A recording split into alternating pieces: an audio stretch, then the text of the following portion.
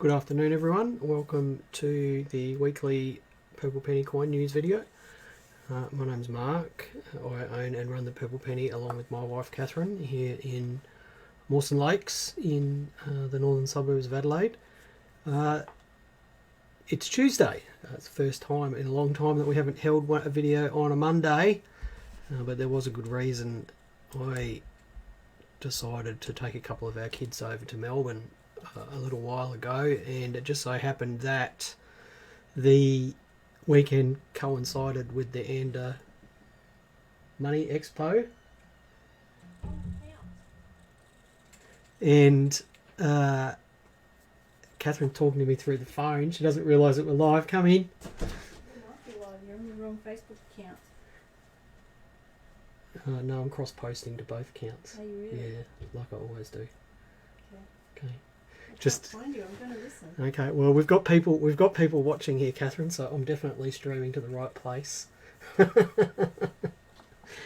Anyway, just so happened that the weekend coincided with the Money Expo. I wasn't actually going to go, but I decided to go because a person here in Adelaide asked me to go to the expo and just do a favour for them. So I thought, well, if I'm going to go and do that, I may as well go and have a look around, which I did, and I'll report on that later. So, of course, we were closed on Saturday here at the shop because generally we don't open up when there's only one of us around. Apologies to any of those who didn't know that and showed up on Saturday. We did try to let everyone know. Of course, we'll be open this week and this Saturday as per normal. Right, so let's jump across to the news.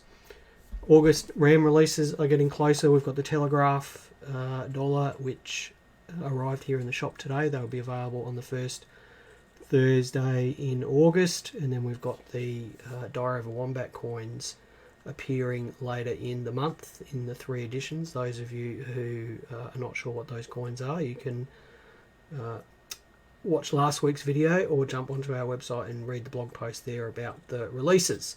Last Wednesday we saw the next Woolworths coin set released.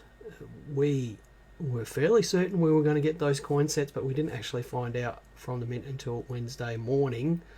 So those of you who came in and asked about them last week, out of our control. We didn't know we were getting them until Wednesday morning, and they have actually only just arrived in the last 30 minutes or so. So these will be available for pickup in store only from tomorrow at release price of $15. Those of you who haven't seen the set, there it is there, a US Commonwealth set. There's 3, just dim that light a little bit there. There's 3 coloured $2 coins and 4 uncoloured $2 coins. All the coins have green and gold paint on them, and there's an A, U and an S minted into each of the $2 coins. So those are $15, and as I said, they'll only be available in the shop. We're not going to mail those out because of the time and effort involved in the fact that we don't make any money on them. The other coin thing that was in the news this week, I actually touched on this a couple of months ago, is that Zimbabwe has released gold coins into circulation in an attempt to curb inflation there. Their inflation is over 200%, which sounds like a lot, but in the middle 2000s their inflation was 2 million% or 2 billion%, I can't remember, but some really big number. Anyway, they've minted 22 carat coins, gold coins, and they're going to be available for purchase inside of Zimbabwe from registered outlets, and you'll be able to purchase those with local currency or US dollars or any other sort of stable currency, I imagine. People have to hold on to those coins for at least 180 days, and then they can be cashed in for cash at the banks, or they can be used as collateral on loans. I believe that the government is going to try to allow people to use them for transactions in shops. Now, what is really weird about these things is that they don't have a face value. So they're going to trade at the US dollar spot price plus 5% to allow for the manufacturing costs.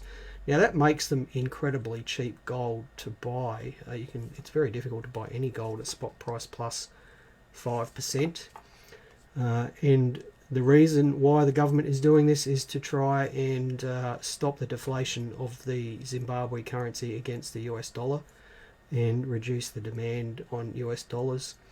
Now, Zimbabwe doesn't have a long history of economic stability, and I suspect that what is going to happen is that rich people in Zimbabwe will buy these coins up and hoard them, and that they will not get into circulation at all and do nothing to solve the inflationary problems that Zimbabwe is having. But wouldn't it be great to have one? Now, the name of the coin, and excuse my pronunciation here, it's obviously a native Zimbabwe word. I'm not sure of the native people in Zimbabwe whose language this belongs to, but Mosi Al Tanya is the name of the coin. And as I said, they'll be available for purchase from branches inside Zimbabwe for spot price plus 5%, which is quite interesting. And I do have a bit of a picture of one here that I am using with courtesy of the BBC, which you can see there, with a person holding up the coin there. It looks like some sort of proof coin. Nowhere could I find what the weight of those coins was, but it would be interesting to see when they turn up for sale on the secondary market. Right, so the last part of the news is that I did duck into the Melbourne Money Expo on Saturday for a few hours. I left my two kids shopping in the middle of Melbourne and ducked out on the Frankston line, I think it was, the train. Got off at Malvern Station and walked up Glenferrie Road for about 1 kilometre to the Malvern Town Hall. The expo opened at 10 on Saturday and closed at 4, I believe. I was just there for a couple of hours, mostly talking to people. Hello to those of you who said hello to me when I was there. I've just got a few, a bit hesitant about turning this into a slideshow, but I do have a few pictures that I took when I was there. I guess for me, interesting things were Australia Post was there selling old PNC stock, so even PNC's back to 2011 or so, and selling them for just $10, which was quite a bit under the release price. Many of the PNCs I saw there had issue prices of $30 or $25, so Australia Post was selling them there for $10. My general sort of observations were that it was very full when I got there, and within an hour and a half it was basically empty. Now the show specials, the PNCs and the counter stamp dollar coins were sold out by the time I got there, and I suspect that a lot of the crowd disappeared once those things had sold out. With regards to pricing of stock that I saw, I felt that the modern mint product, of which there were a lot of dealers there selling that sort of stuff, was quite expensive. And with very few bargains to be had. And I guess once the hype around the new products had died down, the dealers' tables that had the most activity were the ones that had stock books of material for people to look through, rather than the dealers who were selling sort of modern rolls and things like that. I did enjoy myself. It's the first time I've been to a show in a long time. Catherine and I used to go all the time, but we very rarely get along to shows anymore. And those of you who are in Adelaide, I do encourage you to come along to the Coin and Banknote Expo in Adelaide in the first weekend in October, because it will be good fun. And I'd forgotten how much fun it actually is at the shows. It's great to be able to catch up with people there, other dealers and other people you know through coin collecting. And it was really nice to meet some people that know me through the videos that I don't know who they are. I had quite a few people walk up to me and say hello to me, so it was a good time. And even though I didn't really want to go, I actually ended up having a good time. Now, I did make a few purchases. Peter is asking me how much did I buy. Well, I bought almost nothing for myself. I bought a couple of badges that I quite like the look of, a couple of trench art badges from Steen Anderson, and Steen is a very well known dealer in Geelong. He doesn't have a website or a shop front, but he does get along to all of the shows and sells coins through antique shops in and around Geelong. So Steen has an amazing range of material, and it was lovely to see him. It's the first show he's done in 3 years, and it's the first time I've seen him since about a month after our shop opened, which is about when his last show was here in Adelaide. Now, the rest of the coins, I had a bit of fun buying a few Roman coins and a few other ancient coins and some nice world coins. And I thought for today, what I do is just show you some of the stuff that we bought. But before we get on to that, let's just have a look at a couple of pictures that I took around Melbourne. So we could see this building out of the window of the room that we're staying in. No prizes for guessing which coin this building has appeared on. This is the Royal Exhibition building in Melbourne, which is right next to the museum, and it has appeared on an Australian coin before.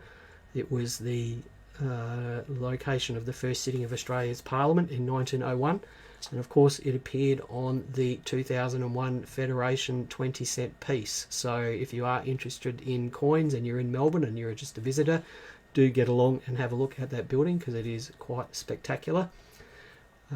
We also dropped into the museum, which was right next door, and from a numismatic point of view, the museum has a bunch of stuff in there that coin collectors will find interesting.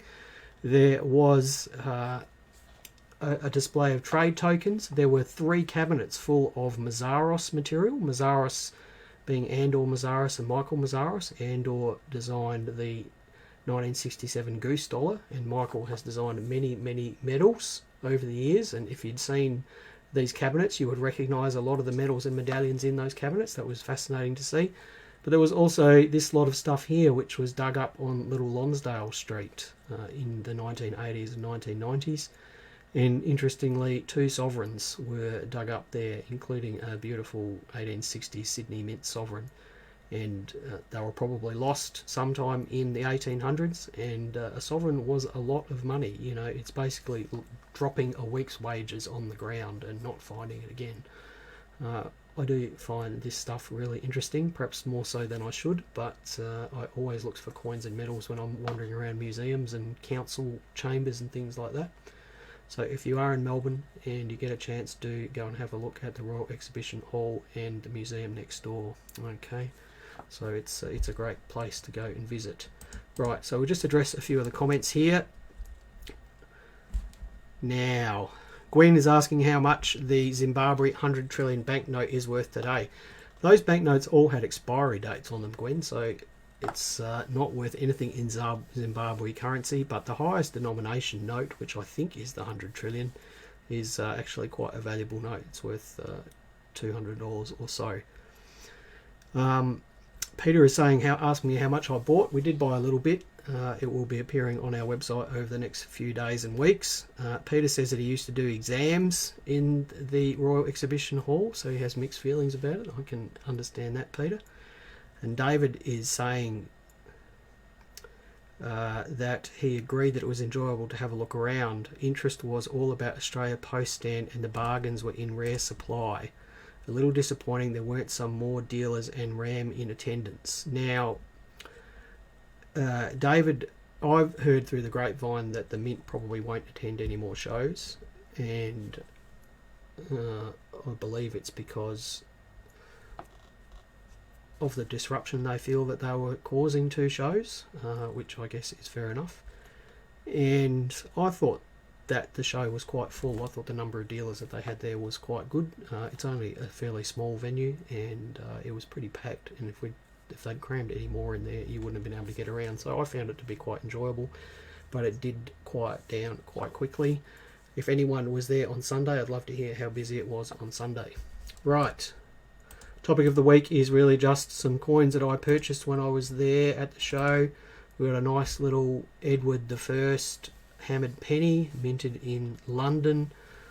This was minted sometime in the late 1200s or early 1300s. Now, I find these hammered coins endlessly fascinating, and Edward the First pennies are quite common and really affordable. And I think it's just fabulous that you can, for less than $100, own a 700-year-old coin that was manufactured by hand, at or around the time of Braveheart, William Wallace, that sort of thing. So, really historical coin for less than $100. And this one is showing sort of the typical weakness from the crosses on the reverse. Next coin I'm showing today is another internment camp threepence. We've had a number of these in the last couple of months. This one is interesting for a couple of reasons. One is it is in lovely condition, and second is it's actually been struck through something, just around the ENT of internment. It's been struck through something. I've never seen an internment camp coin with a strike through like this on it. Now, those of you who don't know what an internment camp coin is, these were currency that were made for Australian internment camps during World War II. I believe they were also used in New Zealand, so they were currency for the internees. And I know that there was an internment camp at Loveday here in South Australia. There was one in Hay in New South Wales. I'm not sure where the other camps were, but I find these to be an interesting relic of the war. They were struck by Stokes and Sons, the medalist in Melbourne, and the dies for these tokens still exist. I think they're in possession of the Royal Australian Mint. I think they took possession of them in the 1970s. Next item is a favourite world coin design of mine. Right, so Peter's just said something that I wasn't going to mention. He says that a lot of the internment camp threepences are restrikes, and I believe that to be the case too. And by restrikes, he means that sometime in the 1970s, someone got their hands on the Stokes dies and created a number of restrikes. So they were struck in the 1970s from the same dies. So as such, it's difficult to know whether, especially with the threepences, whether it's a contemporary coin or a more modern restrike. Either way, it is an interesting historical artifact, but it is disappointing as a collector to know that these were restruck for whatever reason they were restruck. Next coin is a nice world coin which I am fond of. This is a Mexican 8 reals, a Republican 8 reals. This is a crown size silver coin. It's about the same size and weight and composition as an Australian crown. It's the sort of standard composition and size for these 8 reals silver dollar size coins. It's about the same size as a silver Morgan dollar, a peace dollar, all of those sorts of coins. I love the designs of these with the eagle holding the snake in its claws, and then the cap and rays obverse with the sun rays coming out of it. It's quite reminiscent of the rising sun badge of Australia. This one I thought was lovely because really all the detail is there on it, and usually they're quite worn. So I was very pleased to find this in dealer's stock book. And let's just see what we've got here. Yes. So I did buy a number of ancient coins from a few dealers, but primarily Romanorum coins who I haven't seen at a show before. I've looked at their website, and this was my favourite. It's not a rare coin. It's a I've just forgotten who it is. I think it's a coin of. No, I've forgotten who it is, and I can't read the legend. I think it's Philip. So it's Philip the First, or Philip the Greek. It's an Antoninus. It's silver. I did like this coin because it is well centered, so that just means that all the design is present on the coin. These were of course made by hand, so there's no guarantee that you're going to get consistent quality out of it. The flan, or the metal is nice and pure. There's no cracks or surface defects on it. The dies are not worn, so that means you can see all the detail on it, and I do like the toning as well. It has the look of a 2,000-year-old coin rather than being bright white. So this Antoninus was struck in about AD 200, so you're looking at a coin here that's getting close to 2,000 years old, and you know, a coin like this, which again is a wonderful historical artifact, is worth less than $200, which when you compare it to some of the more modern $2 coins that are fetching multiples of that, it looks like pretty good value to me. I do enjoy buying these coins. Right, I think the last one I wanted to show was a little, probably my buy of the show. Let's see if we can get it up here. If I can figure out what button to click. There we go. So this was in a dealer's book, unlabeled, with just a price on it. It's a 1919p for platypus dollar coin from the first Great Australian Coin Hunt. It's in nice choice uncirculated condition, and it's a partial collar error, which I was very pleased to see. I don't remember ever seeing a Coin Hunt coin with a partial collar error on it. Those of you who are not sure what a partial collar error is, it means that the collar die, which is the one that puts the reading around the outside, a collar die is a ring, and it has reading engraved on the inside. When the coin is struck, that impression is put onto the coin. In the case of this coin, the coin did not go into the collar die all the way, and as such you've got reading up partially up the sides of the coin, and the rest of the rim bulging over the top of the collar die. Partial collar errors on dollars are not unusual, but it's always good to see them on an interesting coin like this. And if anyone else out there has seen an error on a great Coin Hunt coin, I'd love to hear about it, because I'd like to see some pictures of it. So that was my buy of the show. I was tickled pink to find that in a dealer's book. I'm surprised that it lasted as long as it did. Right, thank you everyone for watching. Philip the Arab, sorry, it's not Philip the Arab, it's Philip, I said Philip the Greek, I think. Thank you, Paul Spink, for clarifying that for me. And we've got some comments here about where the internment camps are. Gwen says there was one in Cowra, and of course there was one in Cowra, because that's where the breakout of the Japanese prisoners was. Yep, there was one in Loveday. I've actually been to the location at Loveday Sandy. And Steve Wainman says there was one in Canberra. Well, that's interesting. I wonder where it was in Canberra. Steve, if you do know where it is in Canberra, I'd love to hear that. Josh, the 8 reals did have a little chop mark on it. That's right.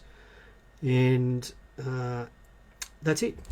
Thanks everyone for watching. I'm going to go and eat some lunch. Thanks for watching, and for watching on a day that's not Monday. Next week we'll be back on Monday as per usual. And as always, if you have anything you'd like us to talk about, please send a message or give us a call or contact us through Facebook or email us or send a letter. We get a surprisingly large number of letters, you'd be surprised. And we'll see you next week. Happy collecting, stay safe, and bye for now.